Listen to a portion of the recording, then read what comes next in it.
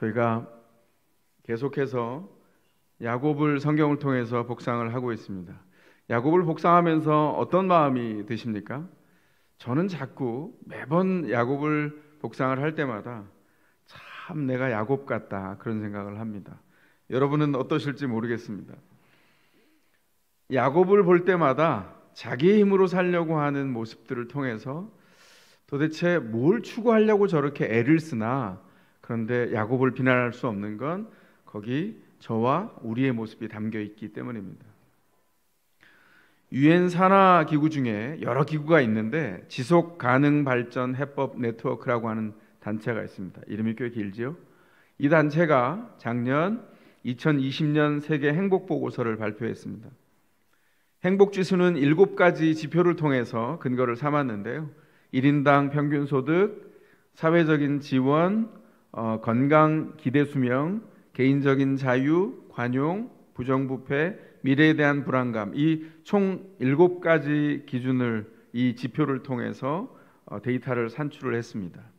나온 결과는 세계 153개국 중에서 한국이 몇 위를 차지했을까요? 61위를 차지했습니다. 높은 성적은 아니죠. 비교해 보면 필리핀이 52위입니다. 필리핀보다 우리나라의 행복지수가 더 낮다는 거예요. 조금 기분이 그렇게 좋지는 않죠, 그죠? 그래서 묻게 됩니다. 여러분은 행복하십니까? 우리가 직접 질문하든 질문하지 않든 늘 내가 행복한가? 이런 질문 앞에 우리가 서 있는 것 우리가 다 알고 있습니다.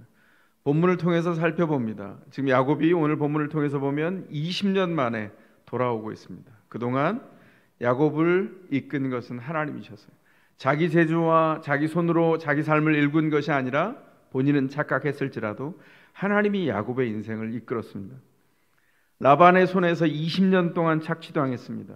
발 뒤꿈치를 잡는 자, 씨름꾼. 야곱은 태생부터 씨름꾼인데 밧단 아람에 찾아갔더니 외삼촌 라반은 고대 근동의 유명한 씨름꾼이었습니다. 그에게 그 인생 씨름에서 사기를 당해서 20년 동안 고생을 했어요. 그 20년의 고생에서 건져서 부를 허락하신 분도 하나님이셨습니다. 부자가 되면 행복할까요? 수많은 문제들을 만날 때도 행복할까요? 이 질문에 대한 답이 야곱이 오늘 본문에서 만나는 중요한 순간에 담겨 있습니다. 오늘 본문의 핵심은 이것입니다. 하나님 앞에서 사는 것이 행복입니다. 성경은 우리에게 분명하게 증언하고 있습니다. 자, 야곱이 어떤 인생을 살았는지 빠르게 한번 살펴보겠습니다. 야곱은 팥죽 한 그릇으로 형 에서의 장자권을 빼앗아서 도망을 쳤습니다. 20년 전의 일이죠. 아까 말씀드린 대로 야곱은 그 이름부터 발 뒤꿈치를 잡는 자, 속이는 자로 살았습니다. 고대 근동에서 발 뒤꿈치를 잡는 것은 반칙입니다. 그래서 그가 그렇게 살았던 그 힘을 빼는데 20년이 걸렸어요. 야곱은 고집스러웠습니다. 라반에게 고통을 당하면서도 야곱은 주님을 찾지 않았어요. 자기 힘을 믿는 야곱에게 하나님보다 늘 먼저인 게 있었습니다. 그건 자기가 만나는 상황이었습니다. 20년 만에 야곱은 큰 부자가 됩니다. 어떻게 부자가 됐을까요? 자기 머리를 써서 좋은 전략을 구사해서 부자가 되었을까요? 성경은 말합니다. 아닙니다. 하나님이 복 주셨습니다. 그런데 야곱이 몰라요. 야곱이 라반에게서 도망을 할 때 하나님이 만약에 거기 계시지 않았으면 라반이 야곱이 도망한 것을 아는 순간 종들을 모아서 추격을 시작해서 그를 찾았을 때 야곱을 바로 죽였을 거예요. 죽임을 당하고 말았을 겁니다. 그런데 라반이 종들을 데리고 추격하는 동안에 어떤 일이 벌어졌죠? 라반의 꿈에 하나님이 나타나셨어요. 꿈속으로 쳐들어가셔서 경고하셨습니다. 건들지 마라. 하나님이 야곱을 친히 보호하시는 놀라운 비상조치를 행하시는 거죠. 야곱은 부자가 됩니다. 20년의 고생을 보상받았어요. 하나님이 야곱의 인생 모든 곳에서 하신 일이 있죠. 뭐죠? 먼저 가셨습니다. 성경에 나와 있는 하나님의 은혜의 특징이 뭔지 아세요? 우리의 상황보다, 우리의 지혜보다, 우리의 판단보다 먼저 하나님이 거기 계시다는 겁니다. 하나님의 은혜의 특징은 먼저입니다. 하나님은 야곱의 인생에 먼저 들어가셔서 인도하셨고 먼저 찾아가셔서 보호하셨습니다. 그런데도 야곱은 하나님을 보지 못합니다. 그의 뛰어난 판단과 똑똑한 머리를 믿었습니다. 하나님이 빠져버린 그 똑똑함 때문에 야곱은 20년 동안 어떤 레슨을 받죠? 고생을 합니다. 하나님을 알기까지 하나님 앞에 더 낮은 자리에 가야 하기에 20년 동안 고생했어요. 여기서 처음 드렸던 질문을 다시 드립니다. 부자가 되면 행복할까요? 수많은 문제들을 만날 때도 행복할까요? 아직 야곱의 인생에 뭔가 빠져 있습니다. 20년이 지나는 동안 하나님이 레슨하시고 보이지 않는 하나님이 야곱의 인생에 먼저 찾아가셨는데도 야곱의 인생에 아직 뭔가 빠져 있어요. 하나님은 야곱의 하나님이 아니라 이삭의 하나님입니다. 라반이 추적해 와서 하나님이 라반의 꿈에 찾아가셔서 야곱을 보호하시고 두 사람이 약속을 맺습니다. 그 약속을 맺을 때 누구의 이름으로 약속합니까? 그의 아버지 이삭의 하나님의 이름으로 약속을 맺습니다. 야곱은 아직 하나님이 누구인지 그 깊은 곳에서 하나님을 만나지 못했습니다. 증거가 이거예요. 야곱이 20년 동안 고생을 하면서도 하나님 앞에 나오지 않았다는 것을 성경은 계속해서 주장하고 있습니다. 20년이 지나는 동안 야곱이 기도하는 장면이 나오지 않습니다. 하나님이 찾아오셨지 야곱이 하나님을 찾아 기도한 장면이 나오지 않아요. 언제 나오죠? 창세기 31장에 가서야 야곱이 기도하는 장면이 등장합니다. 31장에 언제 야곱이 기도합니까? 자기 한계를 만났을 때 야곱이 기도하기 시작합니다. 사랑하는 성도 여러분, 저는 여러분 모두가 하나님을 의지할 만큼 똑똑하셨으면 좋겠습니다. 가장 값진 지혜가 뭔지 아십니까? 하나님 없이 내가 아무것도 할 수 없다는 좌절에서 그 지혜가 시작합니다. 그 아무것도 할 수 없다, 하나님 없이는 바로 이 좌절의 자리가 하나님을 알게 하는 자리입니다. 자기 한계를 아는 사람, 자기가 작아진 사람, 그 사람 안에 위대하신 하나님이 깃들고 자기가 작아질 때 위대하신 하나님이 보이기 시작합니다. 다시 야곱을 봅시다. 야곱은 지금 사자 피하다 곧 만나요. 이게 성경의 격언이죠. 사자가 누구죠? 라반입니다. 20년 동안 라반과 씨름해서 20년 만에 역전승을 거두고 돌아왔어요. 사자를 피했습니다. 아, 이제 고생 끝 행복 시작이다 그러려고 하는데 이제는 형 에서가 곰처럼 달려오고 있어요. 부하 400명을 거느리고 오고 있다는 소식이 들립니다. 그 당대 군사 400명은 한 국가의 병력과 맞먹습니다. 절대적인 병력이죠. 여기가 야곱의 벼랑 끝입니다. 야곱은 이전에 경험하지 못한 두려움에 사로잡히게 됩니다. 이 두려움에 사로잡혀서 야곱이 뭘 하죠? 전략적인 지시를 종들에게 내립니다. 일행과 가축을 두 떼로 나누고 한 떼를 에서가 치게 되면 또 한 떼를 도망가게 하겠다는 속셈입니다. 우리 성경이 속셈이라고 번역했습니다. 뭘 이야기하고 있죠? 야곱은 그 큰 두려움 앞에서도 여전히 자기 판단만을 의지하고 있어요. 왜냐하면 똑똑하거든요. 자기가 생각하기에 그 판단이 틀린 적이 없다 생각하거든요. 근데 위기를 만났을 때 자기가 아무것도 할 수 없다는 것을 발견하죠. 야곱이 아무리 애써도 지금 만난 이 사건과 상황, 그 상황이 안겨주는 불안함은 바꿀 방법이 없습니다. 지워지지 않습니다. 점점 더 커집니다. 이 위기의 사이즈가 이제까지 야곱이 경험한 수준과 전혀 달라요. 야곱이 자기 손을 통해서 손 쓸 수 없다는 것을 알게 됩니다. 자기 한계에 도달했죠. 자기 한계에 도달했을 때 야곱은 비로소 기도하기 시작합니다. 창세기 32장 9절에서 11절에 나오는 기도가 성경에 나오는 야곱의 첫 번째 기도입니다. 이 기도에서 야곱은 언약의 하나님을 의지해서 간절히 기도합니다. 야곱을 많이 닮았죠? 야곱 참 늦된 사람입니다. 너무 똑똑한데 늦된 사람이에요. 왜 우리는 절망적인 상황의 끝에 가서야 기도할까요? 기도할 시간에 머리를 썼던 사람이 야곱입니다. 우리가 야곱을 닮았다 할 때 이런 모습 닮았나요? 하나님 앞에 의뢰하면서 주님께 의존해야 될 때 우리가 우리 머리를 쓰고 우리 판단을 의지하면 그러면 막다른 골목에 서게 됩니다. 야곱이 오늘 본문 안에 보면 그랬다는 거예요. 참, 그런데도 우리 하나님이 신실합니다. 야곱이 20년 동안 땡땡이 치고 주님 앞에 서지 않았어요. 하나님이 먼저 찾아가시고 보이지 않는 하나님이 손 쓰시고 축복하셔서 야곱을 20년 동안 만들었어요. 그런데 야곱이 이렇게 주님께 가니까 하나님은 어떻게 하셨어요? 이제 왔냐 이러지 않으시고요. 주님께 갔더니 살 길을 주세요. 야곱이 기도합니다. 기도하는 동안에 생각하게 돼요. 의식의 흐름이 어떻게 이어집니까? 요단강을 건널 때 가진 것이 지팡이 하나밖에 없었어요. 아무것도 없는 빈손으로 건넜던 자기 자신을 돌아보게 됩니다. 그런데 지금 20년 후에 돌아오게 되었을 때 두 무리를 이룰 만큼 축복해 주셨습니다. 부자가 되면 행복할까요?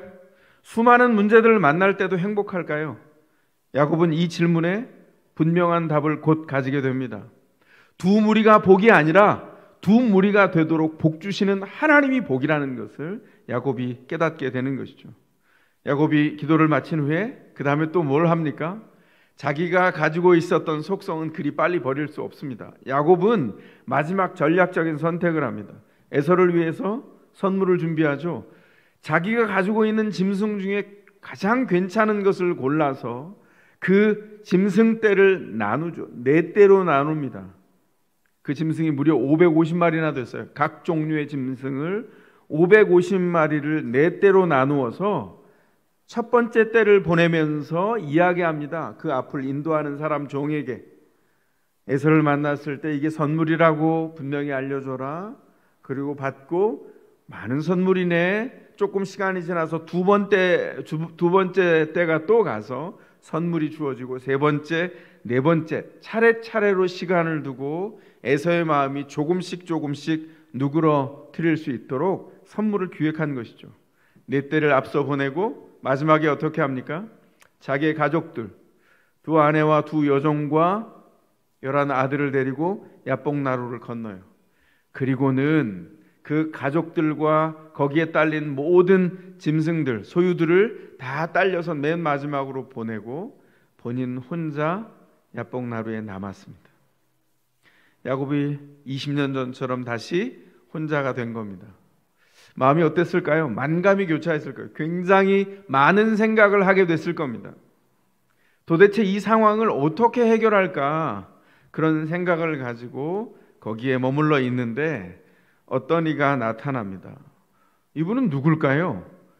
야곱이 씨름하는 동안 이분이 누구인지 밝혀지지 않습니다. 그런데 이 본문이 끝나는 마지막에 밝혀지죠. 이분은 자신을 낮추셔서 항상 야곱의 현실에 나타나신 하나님이십니다. 하나님은 아셨습니다. 야곱이 태어날 때부터 발목을 잡고 나온 타고난 생존 씨름꾼이라는 것을 아셨어요. 그 타고난 생존 씨름꾼, 반칙을 해서라도 이겨야 되는 사람, 그 야곱에게 하나님이 찾아오셔서 야곱을 붙들고 씨름을 시작합니다.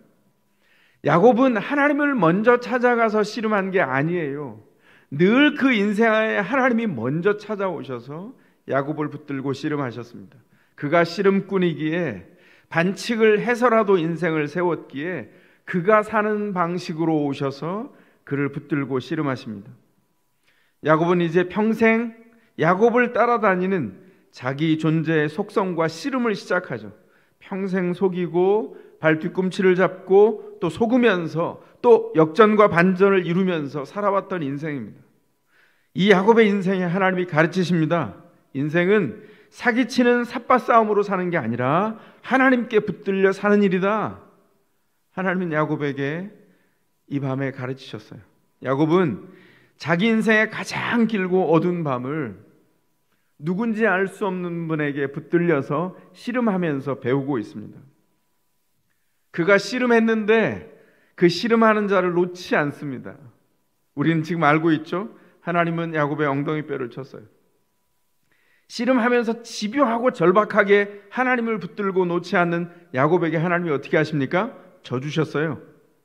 하나님이 살짝 스치는 것만으로도 야곱을 굴복시킬 정도가 아니라 인생을 먼지처럼 무너뜨릴 수 있는 능력이 있는데 그 능력을 살짝 드러내셨습니다. 골반을 살짝 툭 쳤는데 야곱의 골반이 탈골되면서 씨름꾼의 축이 무너지죠. 씨름꾼의 중심은 허리에 있습니다. 허리를 지탱하는 것은 골반이죠. 골반뼈가 위골됐어요. 그 중심이 휘청하면서 반칙 쓰면서 자기 기술로 중심을 잡고 살았던 야곱이 지금 무너지고 있습니다. 야곱이 이때 어떻게 할까요? 필사적으로 하나님의 은혜를 붙듭니다. 하나님을 붙들고 놓지 않아요. 탈골시킨 분, 자신의 여태껏 살았던 중심을 흔들어 놓으시고 무너뜨리게 하시는 분, 자신보다 크시고 자신보다 능력이 센 이분이 자신을 축복할 수 있는 분임을 알게 됐어요. 그리고 놓지 않습니다. 그래서 하나님이 야곱에게 물으시죠. 너의 이름이 무엇이냐? 야곱이 대답합니다. 야곱입니다. 하나님이 야곱의 이름을 몰라서 물으셨습니까? 야곱의 자리에 찾아오신 분이 야곱을 모를까요? 이건 이름을 몰라 물으신 게 아니라 하나님이 야곱의 이름에 담긴 그 존재를 물으신 겁니다. 너는 누구냐? 야곱이 대답합니다. 저는 야곱입니다. 저는 속이는 자, 남의 뒤꿈치를 잡는 반칙을 쓰며 살아온 인생입니다. 이렇게 대답했어요. 하나님이 인생에 뭐라고 하십니까? 그 이름을 바꿔주십니다. 여태껏 속고 속이며 살아왔습니다. 그런데 하나님은 일방적으로 은혜를 베푸시고 선언하셨어요. 이제 너는 더 이상 속이는 자가 아니다. 두려운 형 에서의 얼굴 앞에서 사는 자가 아니다. 너는 사람과 겨루어 이겼고 하나님과도 겨루어 이긴 자 이스라엘이다. 야곱은 하나님과 겨루어 이긴 자가 됩니다. 여기 어떤 비밀이 들어있죠? 어떻게 이겼습니까? 야곱은 하나님이 져주셔서 이긴 사람이 됩니다. 여기 오고 오는 모든 시대의 신자가 누리는 하나님이 베푸시는 은혜가 들어있습니다. 뭡니까? 하나님이 져주셔서 이기게 된 인생을 산다는 거예요. 성경 전체를 묵상하면서 제가 감동하는 게 있습니다. 뭘까요? 우리 주님께서 세상을 창조하시고 다스리는 모든 권능으로, 그 능력으로 이 땅 안에 보이지 않지만 모든 곳에 임재해 계십니다. 어떤 능력이 강할까요? 두 가지 능력만 대비해 볼까요?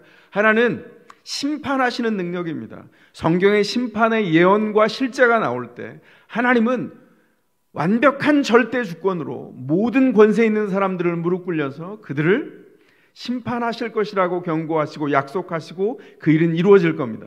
너무나 강하게 보이죠. 자, 심판하시는 주님의 능력과 사랑하시는 주님의 능력 중에 어떤 능력이 더 센 능력일까요?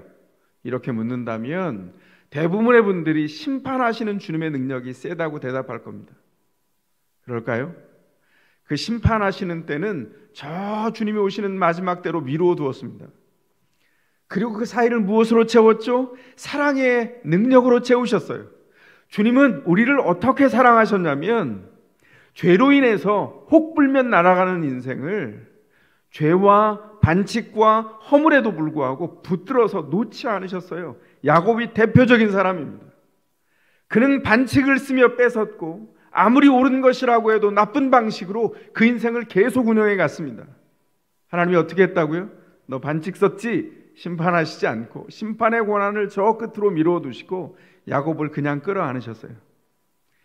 야곱의 인생에 20년 동안 1층, 2층, 3층, 5층, 10층, 20층이 올라가기까지 야곱을 견고하게 붙들고 지켜주신 분은 야곱의 중심과 야곱의 허리가 아니라 하나님이셨다고요.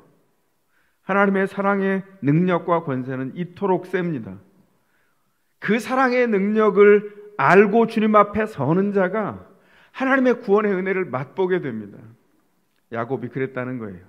마치 집 떠난 자녀를 오래 기다렸던 사랑이 많으신 부모님처럼 하나님은 기다리는 품으로 오는 자에게 어떻게 하신다고요? 져주십니다. 하나님을 만나서 야곱의 인생의 중심이 이동을 해버리죠.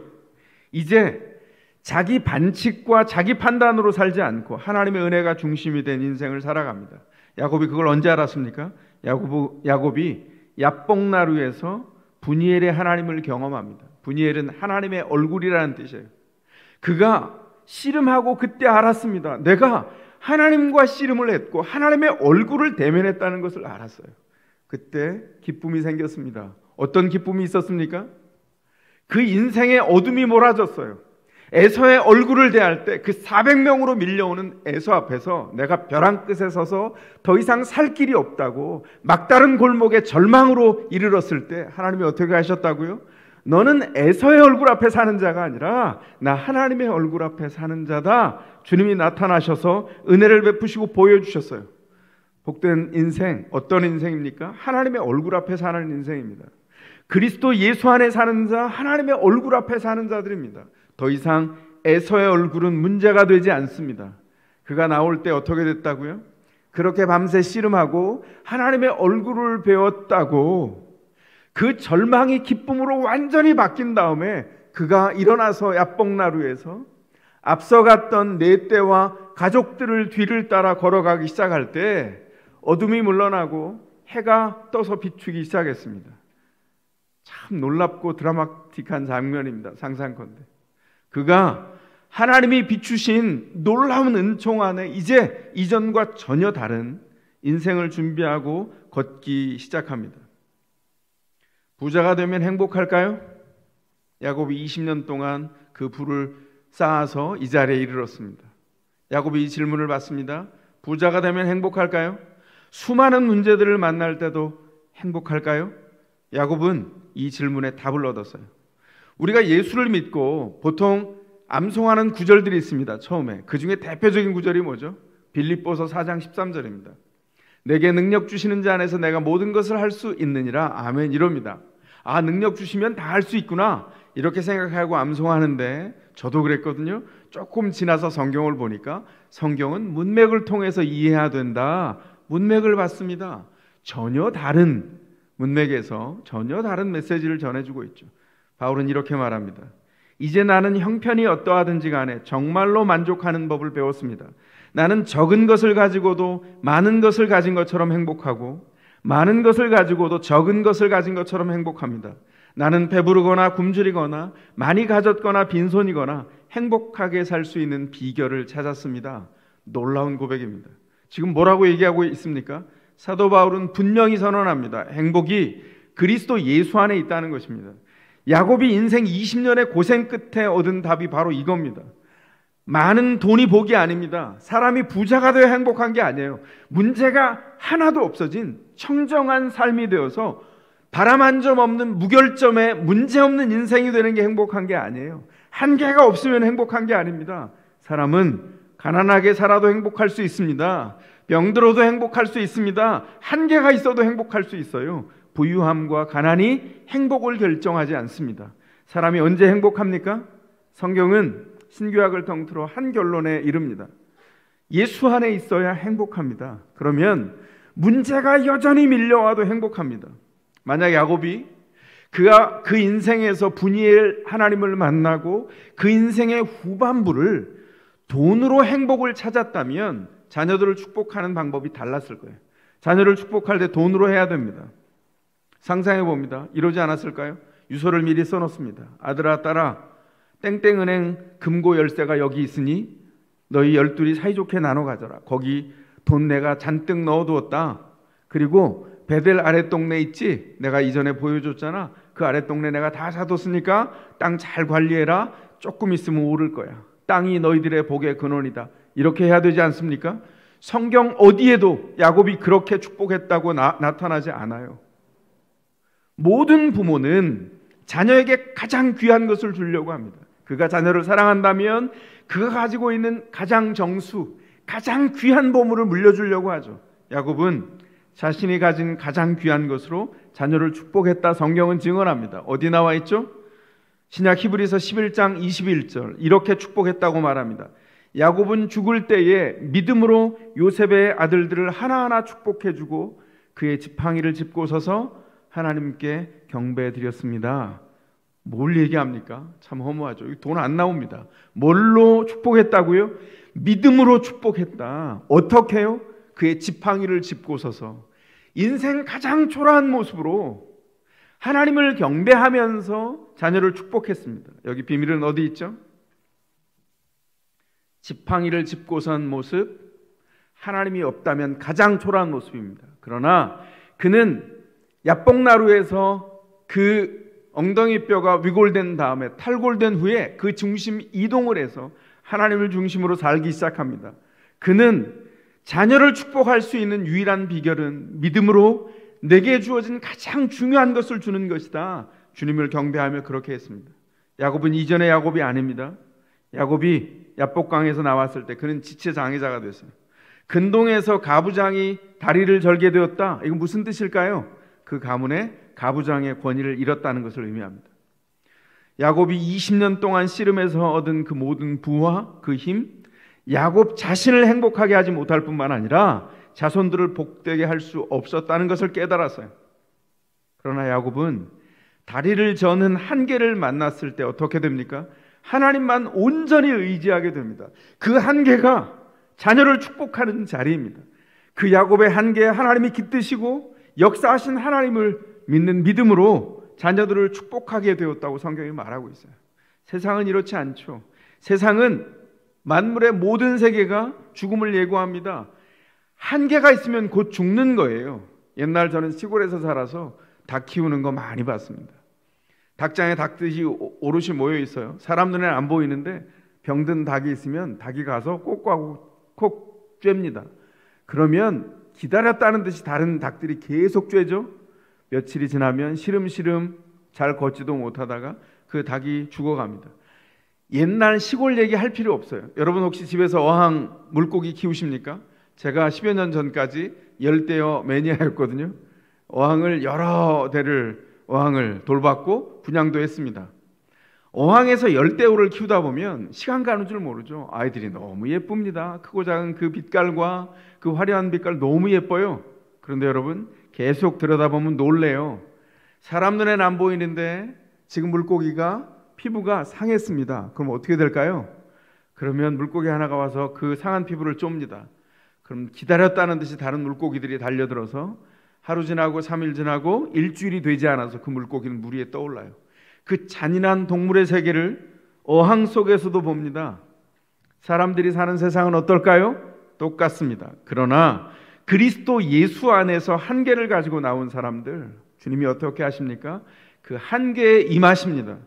그 한계를 통해서 하나님이 그 한계를 통해 내게 나왔으니 그 한계에 내가 임해서 인생이 복되게 하고 복된 인생을 살게 된 너희를 통해서 세상을 복되게 하시겠다고 말씀해요.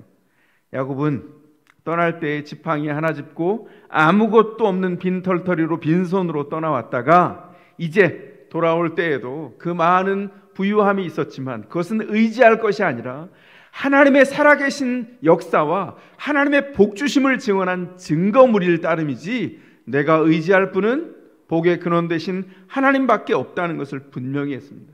그래서 지팡이를 의지해서 너무나 당당하게 하나님을 경배함으로 자녀들의 머리에 손을 얹고 믿음으로 복주게 된 겁니다.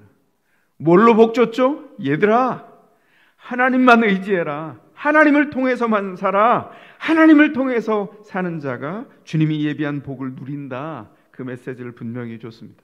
복의 근원이 바로 하나님이라는 것을 안 것이죠. 오늘 우리가 유아살이를 하면서 언약 가정들에 깃드시고 임하시는 하나님의 경의를 바라봅니다. 그건 다른 것이 아니라 이토록 연약한 우리가 이룬 가정에 위대하신 하나님이 깃드셔서 하나님이 복의 근원이 되셔서 복 주시고 자녀들을 세워가신다는 것을 우리가 분명하게 확인하는 겁니다. 어떤 상황 속에서도 통치하시는 하나님을 먼저 보는 일이 신자의 일입니다. 우리는 더 이상 야곱이 아니라 반칙 쓰면 사는 야곱이 아니라 이스라엘입니다. 하나님은 우리를 영적인 이스라엘로 불러주셨어요. 일방적으로 찾아오셔서 구원하시고 그리스도 예수 안에 우리를 두셨습니다. 우리는 돈 때문에 사는 게 아닙니다. 우리를 영원으로 부르신 우리의 복의 근원 되신 그리스도 예수의 은혜로 인해서 살아갑니다. 그리스도 안에서 새 사람 됐다는 게 뭡니까? 그건 한계가 고쳐져서 슈퍼맨이 되는 게 아닙니다. 새 사람이 된다는 건 한계에 있는 그대로의 몸을 가지고 한계를 몸에 새기고 그 한계에 임하신 하나님을 기억하며 하나님과 함께 인생을 사는 일입니다. 야곱이 그 인생의 한밤중에 찾아오신 하나님을 만났을 때 그는 새 사람이 되었습니다. 더 이상 정상적으로 걷지 못합니다. 절뚝거리며 하나님만 의지하며 지팡이를 짚고 걸어갑니다. 그러나 그는 이전에 없던 당당함으로 인생을 행진합니다. 하나님이 거기 깃드셨기 때문입니다. 하나님이 복의 근원임을 알았기 때문입니다. 사랑하는 성도 여러분, 여러분에게 묻습니다. 혹시 여러분에게 이 다리를 저는 것 같은 수치스러운 한계가 있습니까? 내가 손쓸 수 없을 때 내게 이미 한계가 주어졌고, 그리고 내 인생 살아가면서 상처를 통해서 큰 흔적이 남은 한계가 내 안에 있습니까? 그것만 생각하면 고개를 들지 못하겠고 얼굴이 화끈거립니까? 하나님 앞에 가지고 나오십시오. 그 자리가 분이엘의 하나님을 만나는 자리입니다. 하나님은 내가 가장 연약하다고 생각하는 그 한계에 깃드시고 임하셔서 하나님이 복의 근원됨을 알려주십니다. 우리의 한계는 우리를 무너뜨릴 수 없습니다. 그리스도 예수 안에서 그분이 우리 한계에 깃들 때 그분은 우리 안에서 당신만이 복의 근원이심을 나타내 보여주십니다. 그러면 신자는 그리스도 예수 안에서 세상을 살아가며 세상에 비굴하지 않습니다. 하나님 앞에서 한계를 인정하십시오. 하나님 앞에 그 한계를 가지고 나오십시오. 그 한계를 통해서 복 주시는 복의 근원 되신 그리스도 예수를 알고 누리고 나누는 신자의 믿음으로 사시기를 주의 이름으로 축원합니다. 가능하신 분들은 그 자리에서 일어나시겠습니다.